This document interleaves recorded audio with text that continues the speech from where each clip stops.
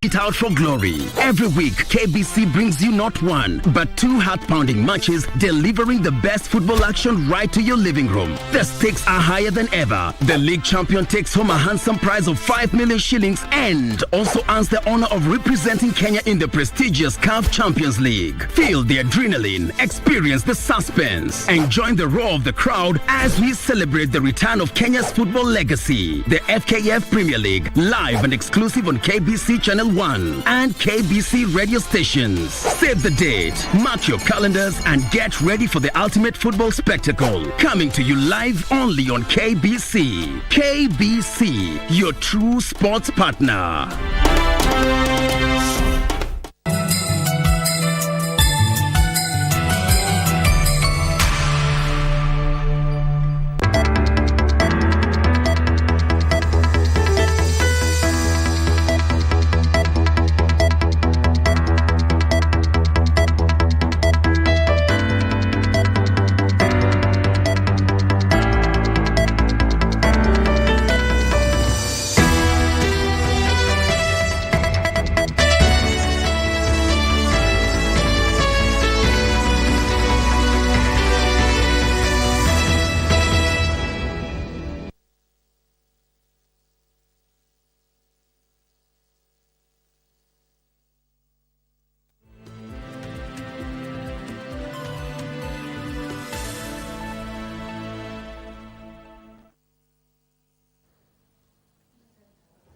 Well, it is exactly at the top of the hour. Welcome to our broadcast from wherever you're watching us on this, the 23rd of December 2023. And of course, with the festivities around the corner, we do hope you're enjoying your holidays, but also most importantly, keeping safe. Welcome to our broadcast. My name is Abdiaziz Hashim. My co-anchor this afternoon is Byron Abuli. Let's inform you on what has been making headlines in the country and beyond our borders.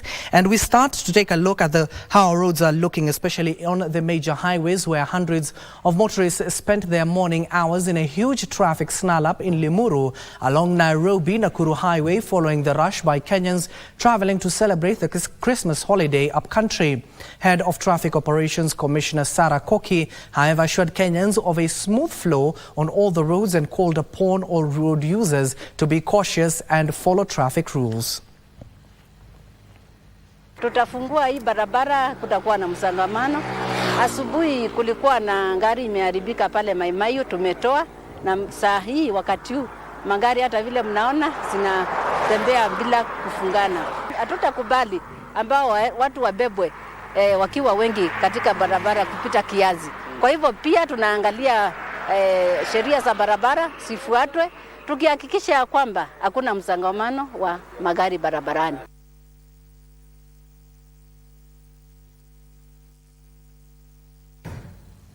Now elsewhere, Christmas came early for children at Thika Rescue Centre after they were treated to a day of festivities by the area Member of Parliament, Alice Nganga.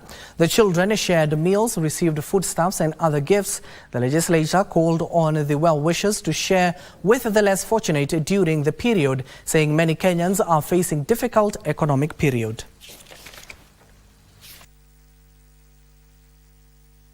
Siku ya leo nimekuja kuspread love, ndio wao watoto wajue kwamba tunawapenda na wako na mama hapa Thika mjini na tena kule national na the national. Event kama hizi zinatupatia motisha hata watoto wenyewe, ili wanafanya bidii zaidi kwa sababu wanajua future yao itakuwa mzuri.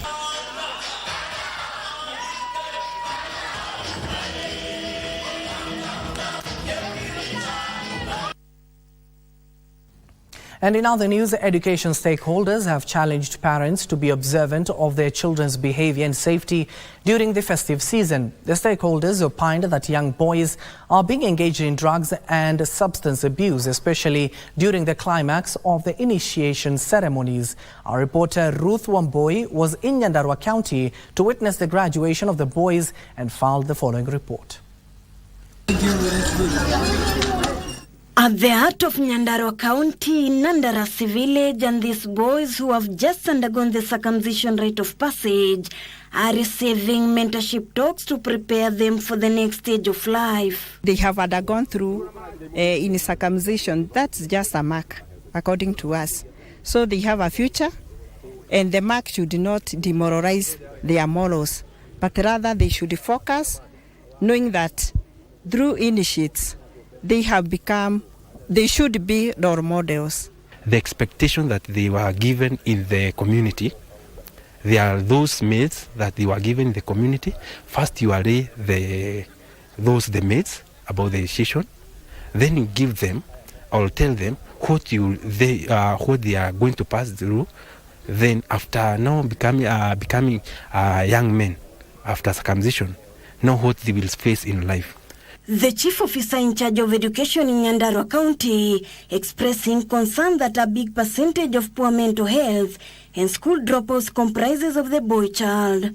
They are keeping the boys in touch with the society, and it's a good call for everyone in the society to ensure that we bring up a boy who is wholesomely understand the issues that are happening within our nation. The director of Boy Child Kenya, who has supported over 100 boys in the area undergo the rite of passage, said that the boys require men as role models. It's an opportunity for us as members of Boy Child to impact them with the right information, so that if there was any information that they had, because some of them went through the church, others went through their homes, and we did not have control over who was their custodian. And so bringing them together give us an opportunity to bring them back to line by providing the right information in relation to what it means to be circumcised. With parents lauding the change of their children's behavior since they joined the mentorship program. Dunia ndogo. Kufanya mabaya nini kumaliza tu. Mazuri anakupeleka mbele. Dunia ita mtu achangamka na kujituma. Venye tulikuwa tunafunzwa no drugs, no using abusive languages, na tuwe tunakanisha na watu vizuri, na pia tunawaheshimu wazazi. Alikuwa anawaambia mkikuja hapa mkue wasafi. Hasa kila ikifika saa 6 alikuwa ananiambia ni saa ya kuoga niende Boy Child. Sasa mimi nimeona mambo mazuri juu hata kwa shule huyu mtoto tangu akiwa class 7 amekuwa berolinga, anajua kuweka masaa yake, anajua kujipanga. Sasa hata kwa mtihani nimeona ameongeza marks zake. Hiyo discipline inafuata mpaka na kule nje. Na sasa hawa watoto wanakuwa tofauti na hawa wengine. Wakiwa kwa grupu yao wanaongea tu mambo ya mpira, wanakuja wanakaa vile wanakuwa discipline, hawajigi kwa mambo ingine. Parents have also been called upon not to neglect their sons and encourage them to join vocational colleges, providing skills that are missing in the market. Even as the society puts more focus on girl child empowerment, it is important and key to remember that the boy child is a game that requires hope and dignity in order to raise future great men for the society. Reporting from Nandarasi in the county of Nyandarua, I'm Ruth Wamboi. And we wish all those young men all the best. Let's head over to Homa Bay County, where the government will continue to gazette and operationalize new administrative areas in the country to ensure government services are brought closer to the people. Principal Secretary for Internal Security Raymond Omolo and some administrative units were way too expensive, making it difficult for Kenyans to access it timely.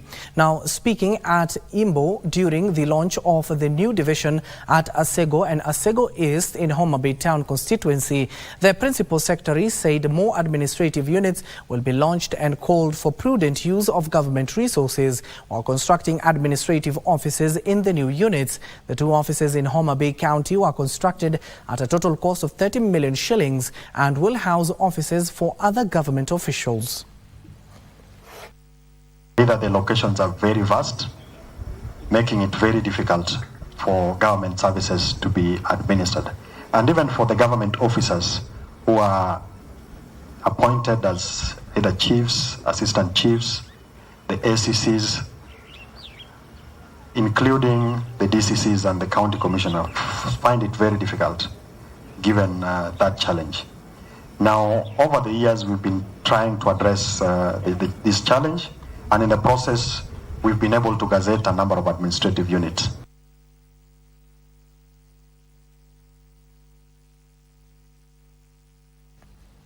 Still with the preparations for the festivities, the government will deploy adequate security officers to ensure the safety of both life and property across Embu County ahead of the Christmas and the New Year festivities. Speaking while issuing the operation order, Embu County Commissioner Jack Obuo said all police station posts and administrative offices across the county will be fully operational and manned throughout, and any case reported will be dealt with promptly. He also said that the police will mount strategic patrols in collaboration with the National Transport and Safety Authority (NTSA) to ensure motorists abide by the laid down traffic rules.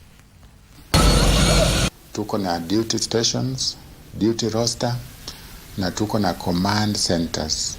Kwa kila tarafa, kwa kila police station, tuko na call centers, command center ambaye mwananchi akifika tu hapo kwa report office atapata timu ya officers. Kuna mtawala hapo, kuna mtu ya CID, kuna mtu ya NIS, multi-agency ya kurekod yale malalamishi ya watu, wananchi na kupata suluhisho ya haraka.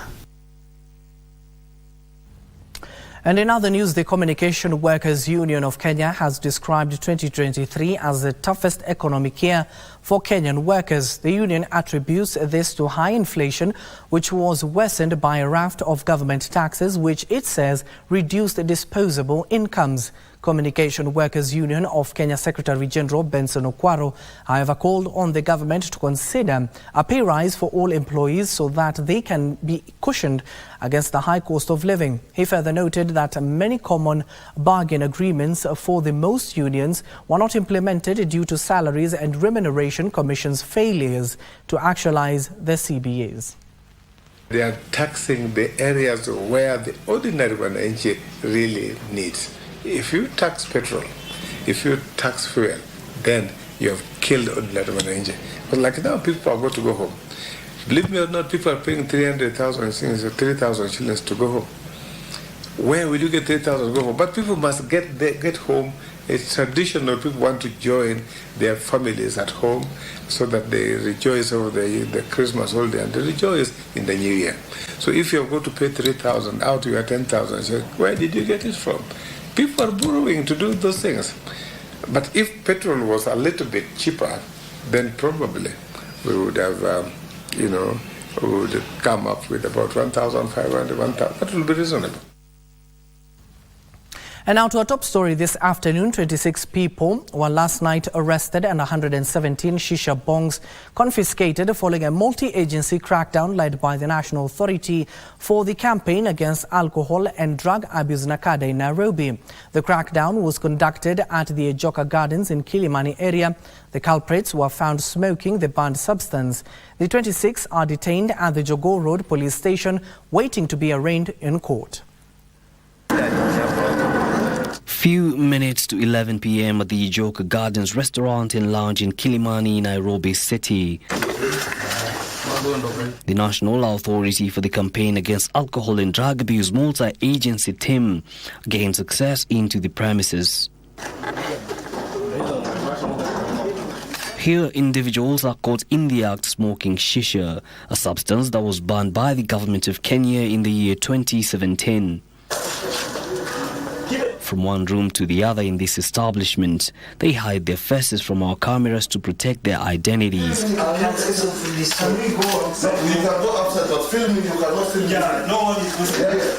The team sweeps every nook and corner of this establishment to ensure none of the culprits escape the multi-agency team's dragnet. This room here serves as the main operation area where the shisha is processed. There's ready fire and an assortment of flavors depending on the smoker's preference.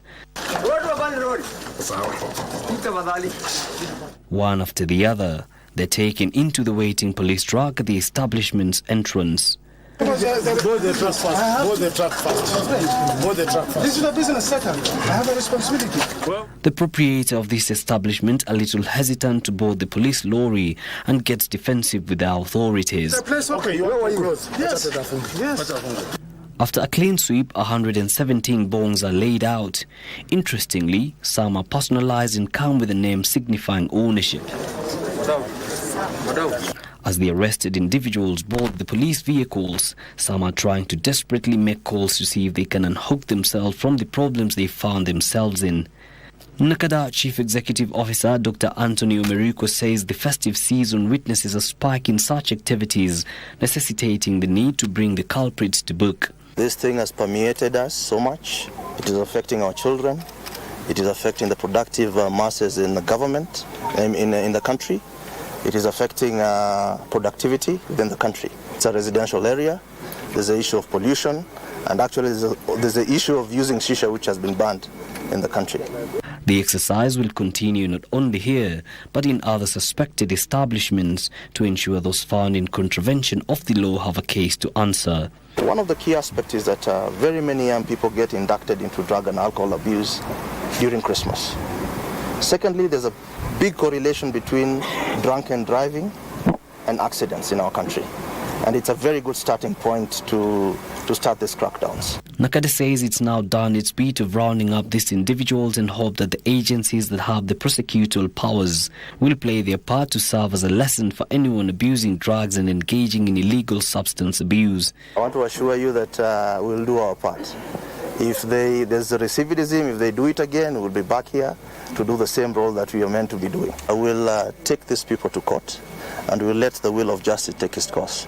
And that is where our work begins. Then we'll hand over to the other respective agencies to take care of the prosecution part. Let's go. Let's go. The proprietor finally boards the police lorry, joining his clients, and awaits the next course of action. The destination of this otherwise worried lot, Jogoo Road Police Station, to await arraignment in court any time but after Christmas festivals. Yusufar reporting for Lunchtime News. Well, there you have it. 15 minutes past the hour. That concludes our first segment here on KBC's Lunchtime News. Don't go too far. We still have more for you in terms of the security and the preparations ahead of the Christmas festivities and the New Year. Don't go too far.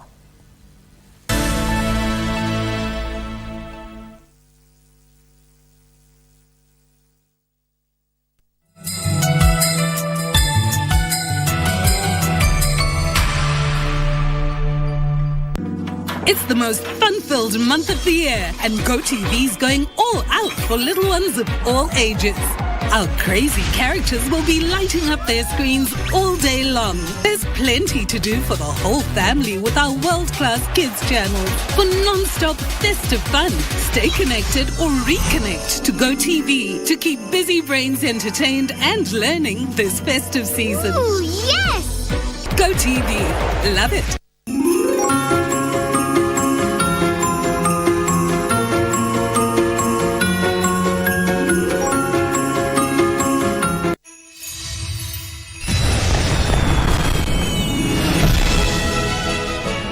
Thank you for watching KBC Channel 1 the whole year. And as we come to the end of the year, mine is to wish you a Merry Christmas and a prosperous New Year 2024. I'm Judith Akolo.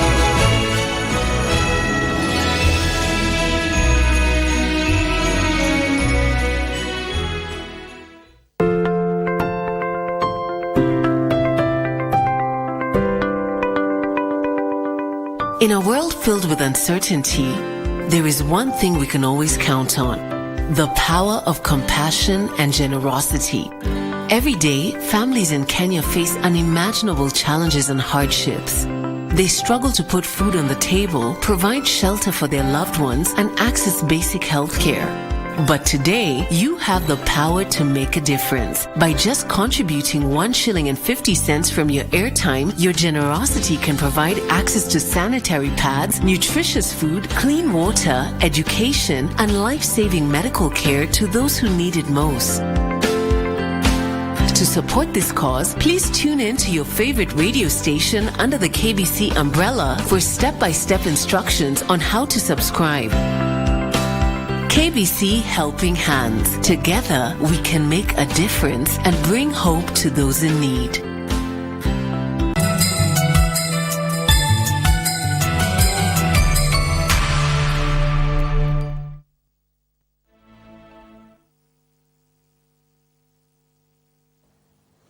Welcome back and thank you for staying with us. Now, lovers of meat in parts of the country may be forced to contend with high prices of the treasured commodity this festive season as herders in various parts of the country hike prices owing to the shortage of cattle. Herders in Kajiado County, which has been one of the highest meat suppliers to the neighboring counties, attribute the shortage to the worst drought experienced in the country.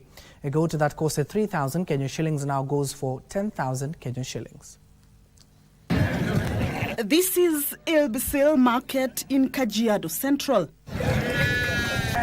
the biggest livestock market in Kajiado County. Just like any other festive season, herders are out to sell their livestock as buyers look keenly, weighing their options and hoping to purchase one that meets their liking.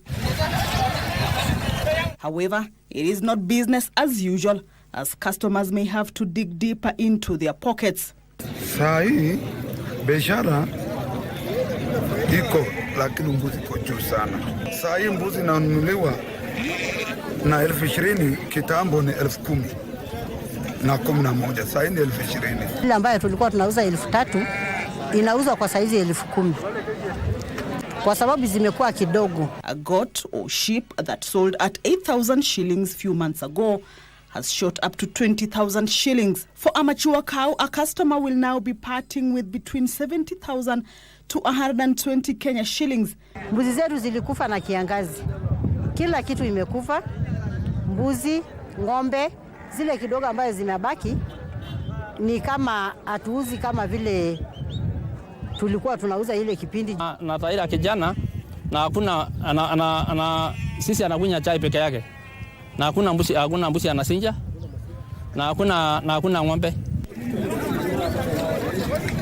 Most outlets in Kitengela are selling a kilo of beef at between 580 to 600 Kenya shillings, with mutton selling at 800 shillings per kilogram, from 700 per kilogram a few months ago, to the chagrin of meat lovers. Hata hii Christmas imekuwa shida. Hata tujui watu watakula nini. Juu sasa hata nyama kununua kwa butchery kilo ni kama 1,000. Sasa ukiangalia kilo moja 1,000 na uko na familia, haiwezi shibisha familia. Itabidi sasa either ununue unga ya ngano wakule chapati, ndio sasa wakue kama wamekula Christmas. Herders say the high prices have been occasioned by the worst drought that hit most parts of the country, killing livestock as others faced starvation. Though the recent rains have helped livestock keepers restock, there is still a shortage in animal supply in markets. Annually, main markets such as Ilbisil, Shompole, Kimana, and Imali sold thousands of heads of cattle. Now, the results of the post-mortem on the remains of Meru blogger and activist Daniel Muthiani have revealed that he was strangled to death with some rope marks on his neck. The investigation conducted by the government chief pathologist, that is Dr. Johansen Oduor, showed that there were other injuries in his chest and ribs. This even as a section of Meru leaders called on the Directorate of Criminal Investigations DCI to expedite investigations on the blogger's death and ensure that the perpetrators are brought to book. It's now evident that the Meru blogger and activist Daniel Muthiani, commonly known as Sniper, was murdered. This is according to the results of the post-mortem conducted by the government pathologist Dr. Johannes Oduor in presence of DCI officers and family pathologist Dr. Benjamin Kanake. The other organs were normal. So what happened, he was decomposed. And when a body decomposes, there are some changes which might be misconstrued as injuries. So when you look at the eyes, they look collapsed just because of decomposition. But the other injuries that you saw was the head, because we saw a lot of bruising also on the scalp, on the left side. The post-mortem reveals of rope marks on the neck of the deceased, with other injuries in his chest and ribs. Usually we assign sign of struggle when you see what's called defense injuries. These are injuries along the arms, but we didn't see any of it. So our question is whether he was subdued to a level that he was unable to fight back. The family members are calling on the government to ensure they get justice on the untimely death of their kin. His death has elicited mixed reaction, with a section of Meru leaders demanding that thorough investigation be done to ascertain the cause of his death. Wasirudi Nairobi kabla hawajapata kiini ya hii mambo. Kwa sababu wakiru Nairobi na hii kiishia hapa itakuwa ni problem Meru. Na mnajua Meru kazi yao ni gani? Tunataka rais wetu William Ruto ingilia hii siasa iliyo Meru ya kuwa watu. Mwenye kutumana anajulikana, mwenye kuitana anajulikana. Kijana wetu is no more, ashauawa. Hakuna kitu ingine tunahitaji na hakuna kitu ingine tunangoja. Ile tunangoja kesho na kesho kutwa ni kusikia wale waliomuua sniper wamekamatwa. Vincent Murithi was arrested last week. He's the lead suspect after he was allegedly accused of having called the blogger from home with the promise of linking him with a senior politician in a move aimed at changing his political stand on what he was posting on the social media. Hata sisi wenyewe tumetishwa sana, na ikawa kuna mikutano hapa na pale, pengine inapangia Mbijewe, pengine inapangia Karote, pengine inapangia General Poro, hapa inapangia wengine. Lakini hiyo haiwezi kututisha, kwa sababu kama sio sisi ambao tutasema mambo hayaendi vizuri, ni akina nani watasema? Political leaders have been urged not to interfere with the ongoing investigations. The blogger went missing on 2nd December and his remains were found on 6 at Mutonga River in Tharaka Nithi County. The family identified his body on 16 December this year. Timothy Kipnosu for ELunchtime News. A family in Masimba, Makueni County is in distress after the body of their son was detained in Makindu Hospital due to hospital bill totaling to 1.06 million shillings. Martin Kilonzo died on the 4th of this month. His mother, Josephine Bithe, says she pleaded with the hospital management to reach an agreement on the way forward, but the hospital management says the bill was too high. The family now says it is unable to raise the required amount. Naomba usaidizi kwa hiyo bili ya mtoto wangu, kwamba mimi sina kazi ambayo iko nategemea iko na pesa.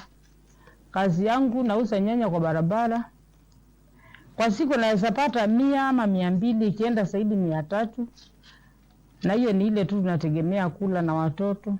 Hiyo bili yenye imetajwa juu ya mtoto wake, sioni kama inawezekana kulipwa na hiyo 200 ya siku ama hiyo kuchangiwa hiyo 150. Kwa hiyo tulikuwa tunaomba serikali yetu, county government ambaye tunalilia Mutula Kilonzo, asikie maombi ya huyo mama, amsaidie.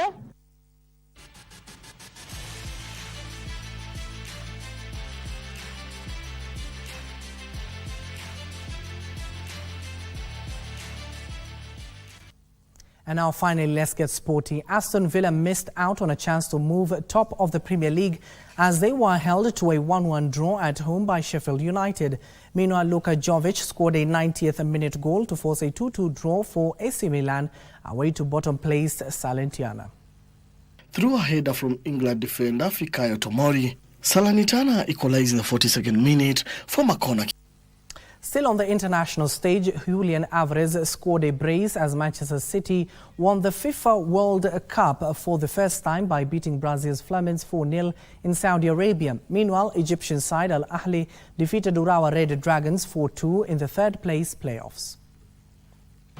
Ake, and he strides forward and tries to steer it. He hits the post first time, and what a piece of improvisation as Alvarez reacted to put Manchester City in front in 40 seconds. Manchester City, taking part in the Club World Cup tournament after winning last season's Champions League, made their ideal start as Alvarez struck after 40 minutes, chasing in from close range after Nathan Ake's long-range strike hit the post. They added a second in the 27th minute when Nuno turned Phil Foden's cross into the back of his own net. England's Foden then got on the score sheet in the second half when he slotted in Alvarez's cross before the Argentine forward caught his second in the 88th minute with a clinical strike into the far corner to seal the 4-0 winner. Success meant City emulated Manchester United, Liverpool and Chelsea in lifting the Club World Cup, but became the first English side to win 5 trophies in a calendar year. Alvarez, wonderful. As clean a strike as one could wish for. The treble of Premier League, FA Cup and Champions League last season was followed by the UEFA Super Cup in August. And now we can say it. Manchester City are crowned FIFA Club World Champions.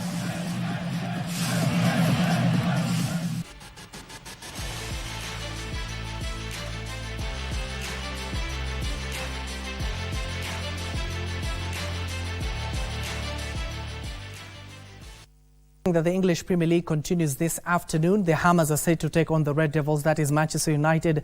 That is 3:30 p.m. And of course, the race for the top Premier League spot will continue this evening with Liverpool hosting Arsenal. That marks the end of our bulletin this lovely afternoon. My name is Abdiaziz Ashim. My co-anchor is Byron Abuli. Stay safe and enjoy your festivities. Good afternoon.